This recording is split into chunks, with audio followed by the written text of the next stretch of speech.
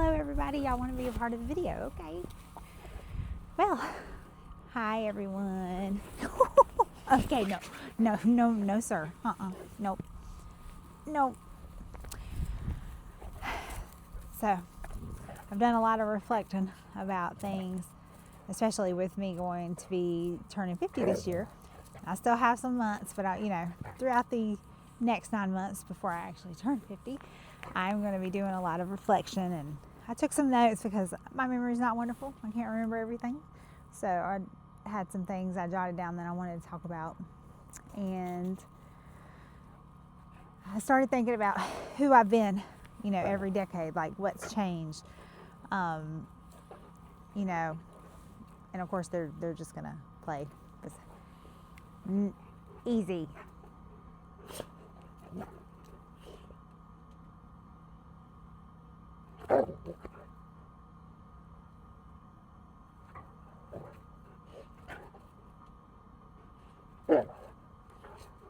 Go sit down.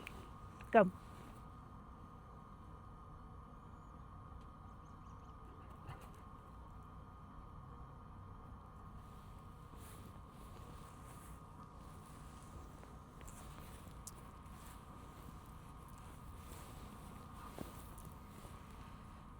So who have I been for the past decades? When I was in my 20s, I was married and had a ready-made family with 2 kids, and then I had my only biological daughter when I was 22. Had bought a house, had working at the bank, got 8 years in with the bank when I was in my 20s, and got 2 degrees in psychology, an associate's in psychology, and a bachelor's in computer science. And I really didn't know what I wanted to do at that point. And so kind of just stayed in banking for a while, and then realized, that's not something I wanted to do for the rest of my life. So in my 30s, I went back to school. So even though I had 2 degrees, I went back to school and got some more, and went for nursing, and decided that that's what I wanted to do, and ended up in psychiatry. So in my 30s, I kind of changed careers, and things moved along, and was going well. I did my associates first, and then my bachelor's, and then I waited a few years and did my master's. So all of that was done, and then in my 40s, that's when I started my private practice and became working in the job that I wanted to do for years and years, for the rest of until I retire. So that job-wise, all taken care of. Know exactly where we're going with that. There's, of course, there's a lot of learning involved with nursing and psychiatry. So I continue to do continuing education, but as far as getting any more degrees, that's over. I am not going any further than my master's. I'm not going to be teaching, so I don't see really any reason to get a doctorate. So I'm good where I am with my psychiatric mental health nurse practitioner. I'm going to stay there. What did I grow out of?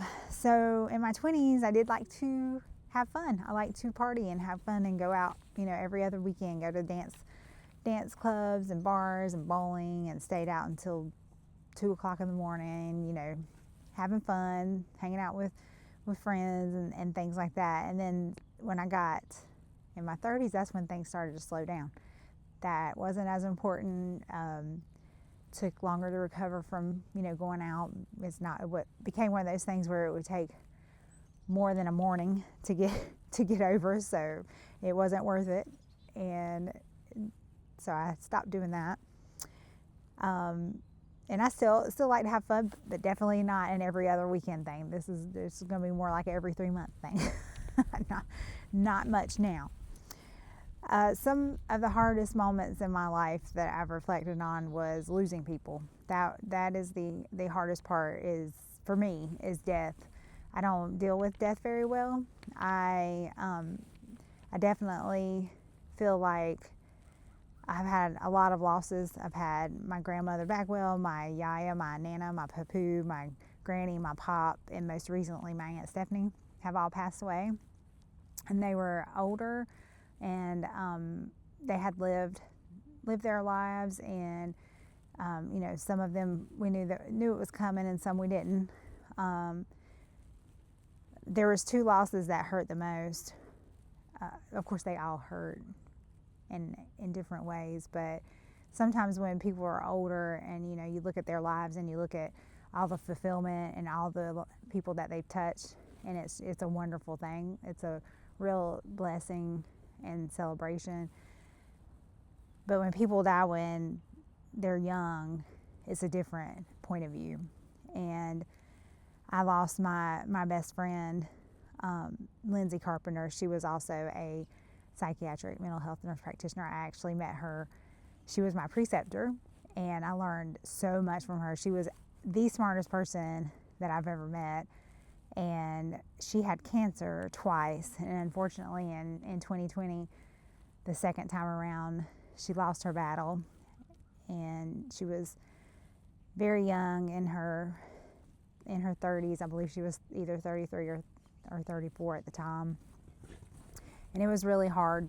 She was a huge light in this world, and she helped so many people, and she was a joy to be around. And that was a very hard time, and it's so different when it's a young person and they literally have the rest of their life ahead of them, and then they're not here. And then the second loss that was the hardest wasn't a death. It was the loss of my relationship with my husband. We were, or my ex-husband now, we were married for 27 years. He was my best friend, and the last 4 years was hard, and it ended in divorce. That type of loss is different because the person's still here, but it's still a loss, and it's still something that you have to go through, and that was hard. And in reflection, these past 50 years, those 2 losses have hit me the hardest. But of course, how did I survive those times?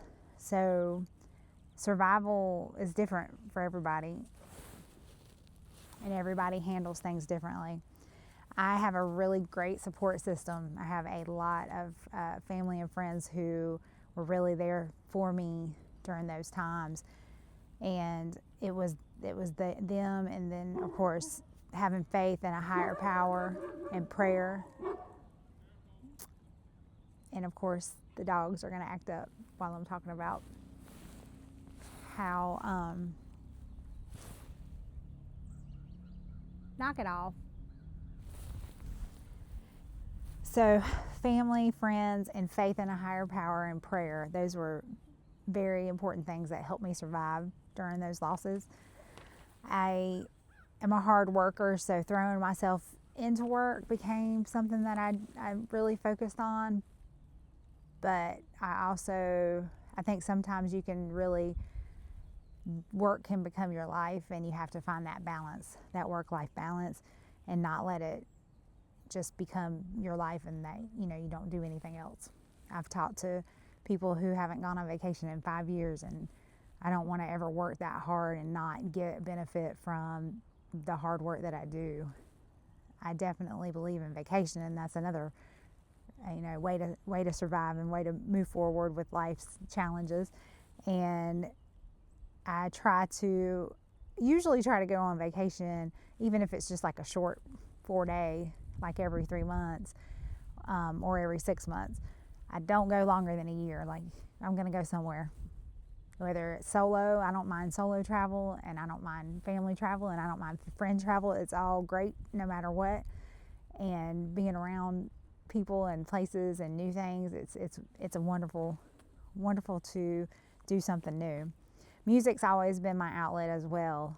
I love music. Music can help you through your day. It can help you through knowing that you're going to a concert to see whoever you're going to see. It's great. That's one of the another big thing that really has helped me throughout my life. So near-death experiences. The past 50 years, I've had it probably more than I know. But the one that stands out the most was I was in my probably early 30s. I was on my way to work at the hospital, and I drove a Ford Mustang convertible at the time. I was working night shift at the hospital, and I was on my way, so it was around 6 o'clock in the afternoon, evening, and we had a really bad storm. Now, I've lived in Florida, so I've been through a lot of hurricanes, and I don't scare easy when it comes to storms. I actually love storms. But when you're in the middle of one and you're in a soft top convertible and you see branches of trees flying around you and you can't see the person in front of you, you're on the interstate and you've got all these things flying around you, and you can't see the person in front of you except for their taillight, and you're only going 5 miles per hour on a road where you usually go over 60. That was so rough because I couldn't see hardly anything. The wind, the rain, everything was, it was really bad. And, I did not like being in that. I thought that was my first experience probably having a panic attack. I called my husband at the time, and thankfully he answered, and I was freaking out, yelling, crying. I was so upset. I was telling him everything. I thought that was the end. I was telling him, I love the kids, tell them I love them. And he was like, I'm going to come out and get you. And then I was screaming, don't come get me, because then the kids won't have their mom or their dad. You have to stay with them. I was so upset. And thankfully, the worst fear of getting squished by a tree, which it kept going through my head. Like, I know that was going to happen the whole time that experience was going on, but it didn't. Yes, there was trees everywhere flying around, but it did not affect me the way that I thought I was going to, and that panic attack was over. I've probably been in more near-death experiences, and more than I know, but it's probably better not to know about them. So if I have, oh well.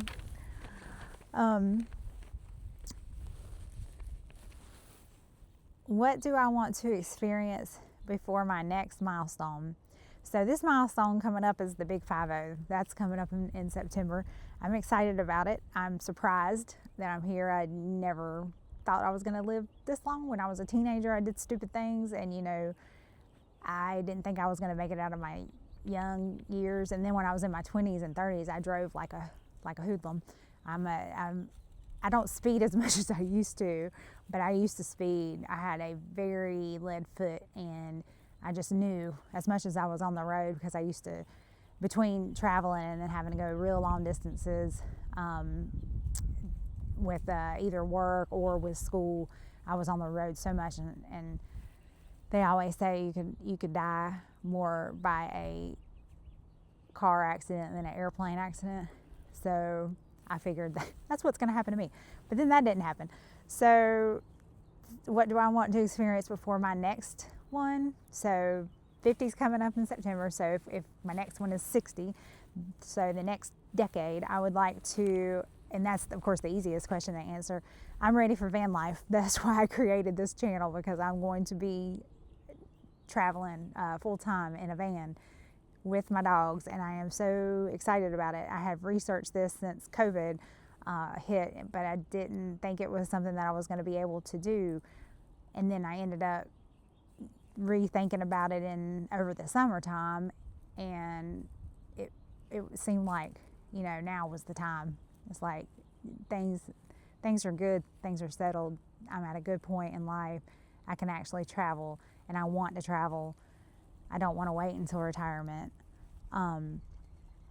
I want to wake up in a different location and maybe a different state every week, if possible. It probably won't be that much, but I am so excited to get the van build started up. It's going to be amazing every step of the way. That's why I started the channel early, is because I don't actually have my van yet. I have the van, but it hasn't been built yet. In 2 weeks, the end of January, we will be going to take the van to West Virginia, and that's where the van builder will be taking over and making the van the way that I want it to be. And I am so excited to be able to work with somebody, and I think I picked a good one after a lot of research, and very hard to find on this side. There's a lot of van builders on the west side of the U.S., but on the east coast, not a lot to choose from. So I'm excited. The drive is about a 5-hour drive to take the van to him, and it's snowing in West Virginia, so that's gonna be fun. It's not snowing here in North Carolina.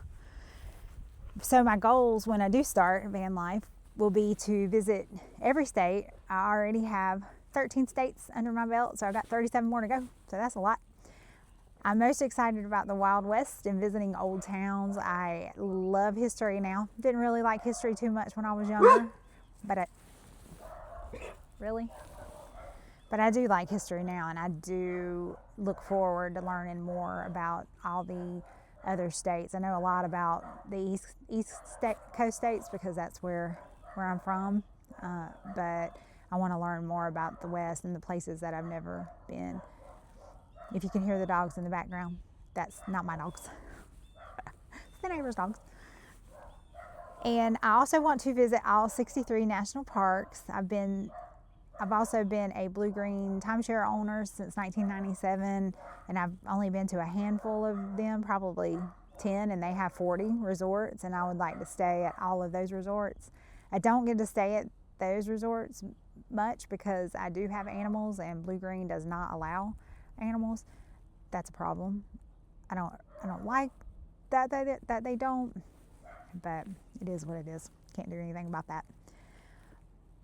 All of those goals will take years.